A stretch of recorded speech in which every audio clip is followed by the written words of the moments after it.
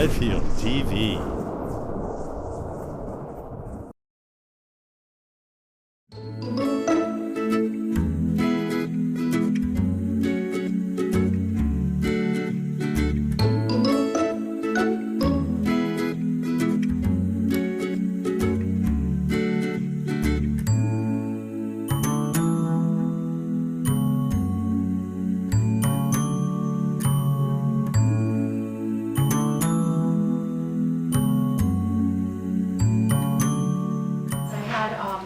Conversation with a principal colleague who was pursuing the idea through the needs organization, and when she described it to me, I thought it was very interesting and decided to pursue it for our school.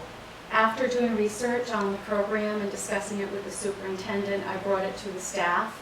I presented the idea, and then we asked if there were teachers that might be interested in applying to the program, and we had several teachers interested.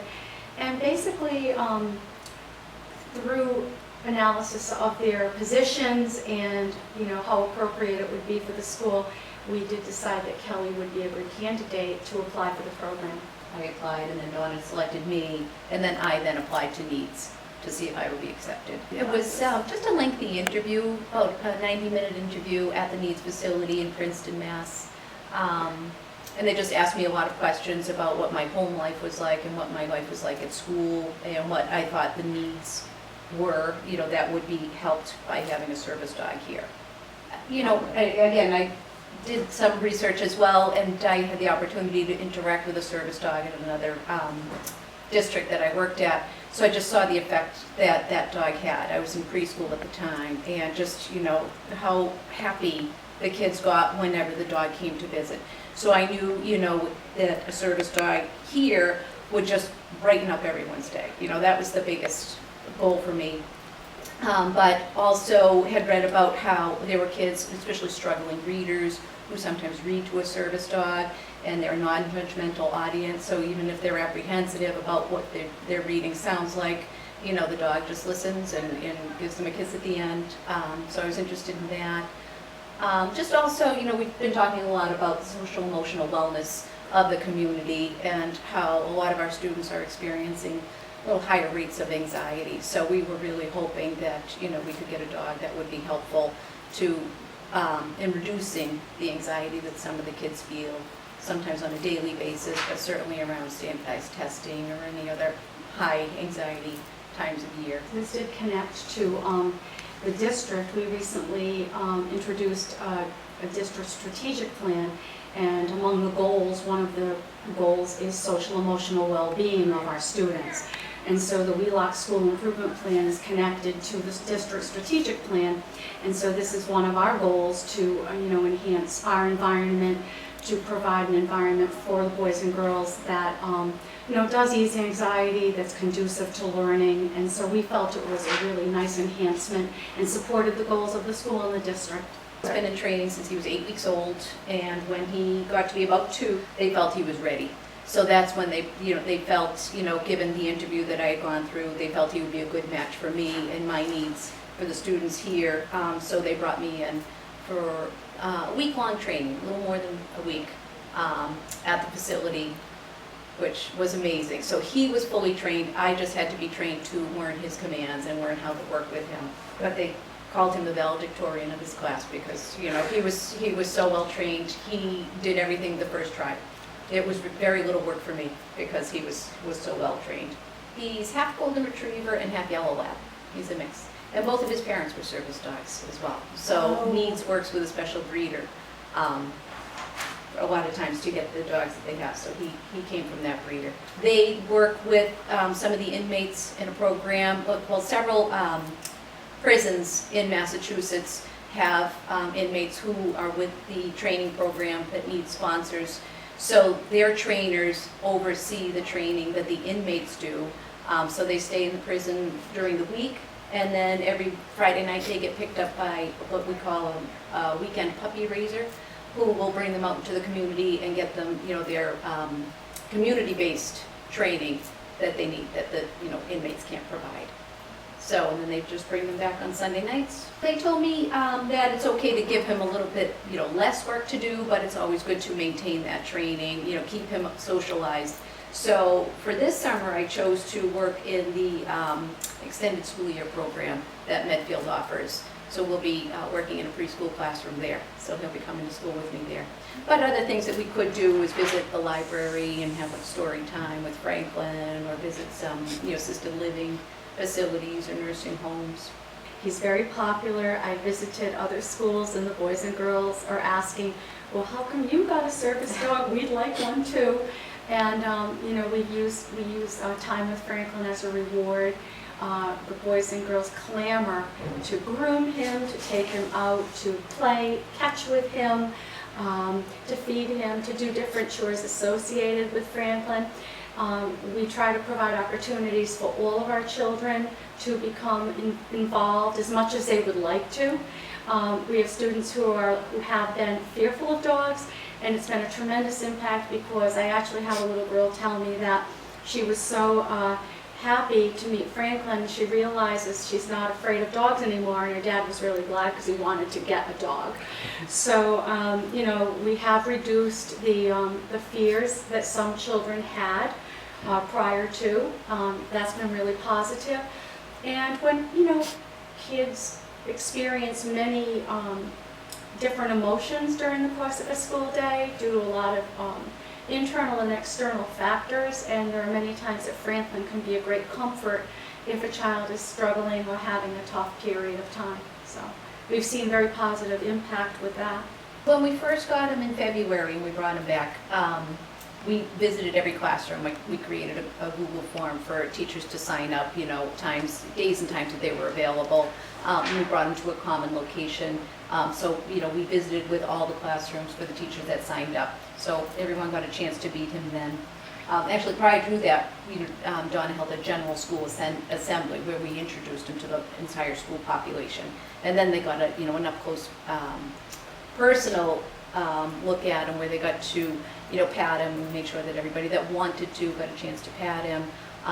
We showed some of the tricks that he can do because he does know over 42 commands. And a lot of them are specifically just to make kids laugh, like catching the ball. He does something that's really popular called My Lap, where, the kids just sit on the floor with their legs extended, tap their legs and say My Lap, and he'll lay his whole body across them. They love that one. So some of the kids got to, we did 5 commands per class so that they got an idea of what it would be like if they did decide to come and visit with him. And so from there, we signed up, we created another form where teachers could sign students up for exercise breaks with Franklin or grooming opportunities. So it's kind of grown from there. But teachers also reach out to me just saying, oh, so-and-so is having a tough time today. Is it okay if they come down and just say hello? Some of the kids visited with him prior to taking the MCAS tests, and they felt that was helpful. They felt ready, to take the test after just visiting with him for a little bit. He's become a little bit of a community celebrity. Yeah. Kelly's attended a lot of our community events, and on 2 occasions at least, she's offered photo ops with Franklin, so the boys and girls have really enjoyed those opportunities to take a photo with the dog. The exercise breaks we limit to, I say no more than 2 students at a time. Sometimes we'll make it like if, again, if another teacher says, oh, so-and-so would really like a visit, we'll pair somebody else in. But we try to keep those groupings small so that the kids really get an opportunity to play with him. And there's protocol, there's etiquette, that there are things they need to know to work with Franklin because it's our responsibility to keep him safe as well. So we wouldn't want him overwhelmed by a large group of children. So we're very careful, both for the children and for Franklin, to ensure that it works in such a way that it's positive for everyone. Some of the kids earn time with him, so maybe they have something they're working on in class, like finishing their work. And say they might have a sticker chart or some other positive behavioral reinforcement system, so they can earn time with Franklin, and that would be one-on-one. Right. And we've had a few kids choose to do that and read stories. And it's great because he knows a command called place, where we have a little map for him. So I just give him the command place, then the student can just sit next to him and just read. It's nothing that I have to intervene on, and he just stays there until we tell him to get up. couple of kids, especially at the beginning, when he first came, they were fearful, as Donna had mentioned. So sometimes they would come down with a group of students and stand at the doorway, and the other students would come in and greet him.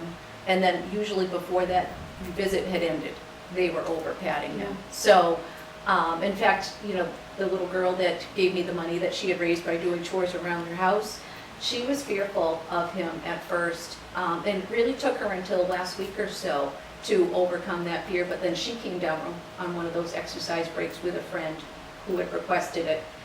So just again, we let the student approach Franklin on their own terms. We would never bring him to them, so we are very clear, I think, with the kids, and we ask the teachers to reinforce that as well, that he'll never approach you. If you want to visit, you just have to, ask, can I say hello? And then we'll give him the command, say hello. They're very well behaved, they're very good. Yes. It's really been a very positive effect on the social emotional environment, their behavior. When they see Franklin, everyone kind of almost stands up a little straighter, when they see him.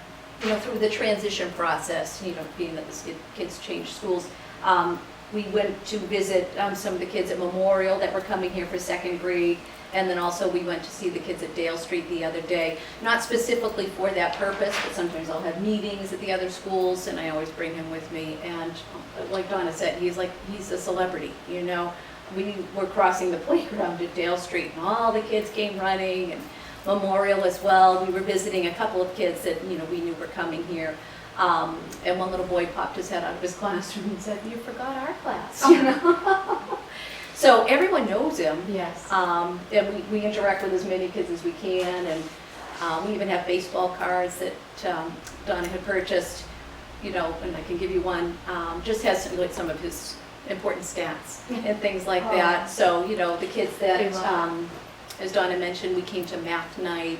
We do get to meet kids from other schools at those types of events. I'm required to bring them out into the community at least once a week, just to kind of go over those commands that we don't typically use during the day here. So I do that. A lot, and never had an issue. Like, everyone's always been so welcoming. All the different community, the stores that we go to, so it's really kind of fun. In the community, I teach him things like, turn. There's a command called through, where I tell him through as he's standing next to me, and he walks in front of me and turns so that he's facing me directly, and then I have to tell him back. So he'll take a step back. So if we're ever on a school bus or anything like that, because he can't go on a bus and go on a field trip, we haven't had that opportunity yet, but actually, Special Olympics, You did go we went on on a bus to the high school. So that's a great command to use for that, because if he's in front of me, they like me to they like Franklin to be facing the trainer when he's getting onto a bus, so that he's listening to me rather than the other kids that might be calling out or maybe grabbing at him.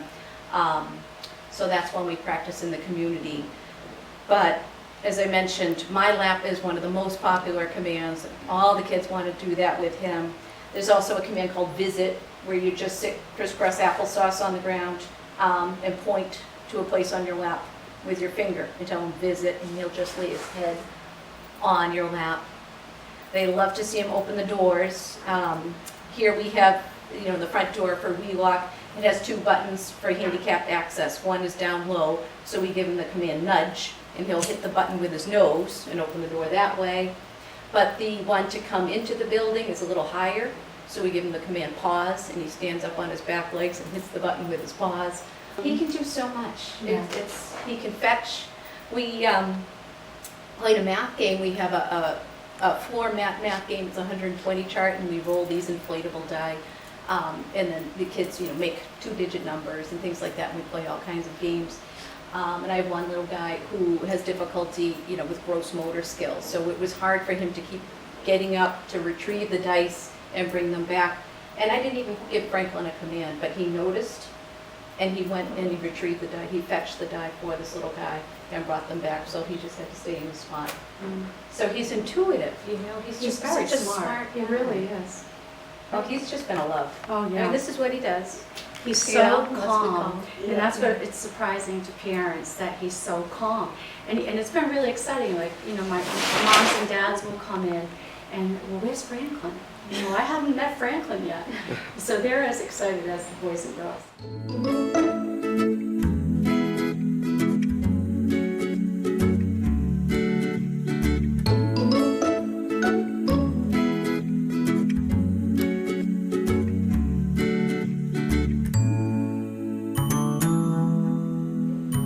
Speak. Speak. Louder. Louder. Speak. Louder. There it is. Good boy.